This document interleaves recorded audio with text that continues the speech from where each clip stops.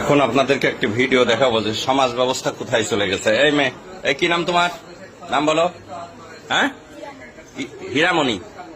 কোন ক্লাসে পড়ো? আচ্ছা, তুমি কাকে ভালোবাসো? হ্যাঁ, কি নাম? এই মিনাজুল কোনটা? এই দেখো নায়ক। এই টাকা, এদিক টাকা টাকা টাকা। তুই কি করিস? ওয়েল্ডিং এর কাজ করিস। আর তুমি পড়ো কোন ক্লাসে? বেনাপোল মাধ্যমিক বিদ্যালয়ে, তাই না? ক্লাস 6-এ। এই তুমি তুমি হ্যাঁ, এই এই মাথায় ইয়ে করো। তুমি বয়স হাতে হয়নি। কি নাম তোমার? তুমি ক্লাস 6-এ পড়ো? 7-এ।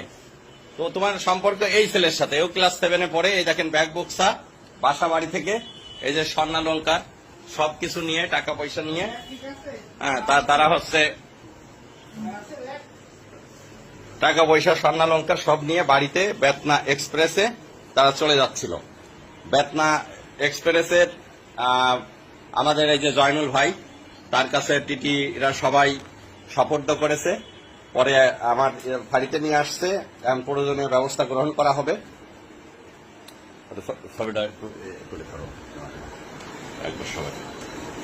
এটা অবশ্যই অভিভাবকরা এই মুহূর্তে আসবে।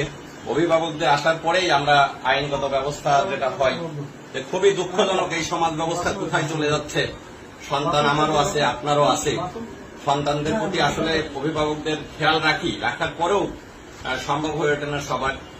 ওই একটা মেয়ে বাবা থাকে বিদেশ, আর এটা ক্লাস 7-এ পড়ে, তারা একই স্কুলে পড়ে, আর একটা ওয়েল্ডিং এর কাজ করে, খুবই অল্প বয়স্ক, যেটা মানে ভাবা যায় না। তারা অলরেডি বাড়ি থেকে পালায়ে তারা হচ্ছে এখন চলে যাচ্ছে।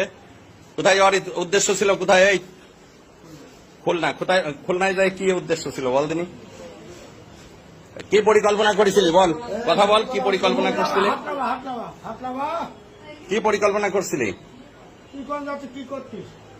যাই কি বাসা ভাড়া নিয়ে থাকবে এরকম একটা চিন্তা ভাবনা?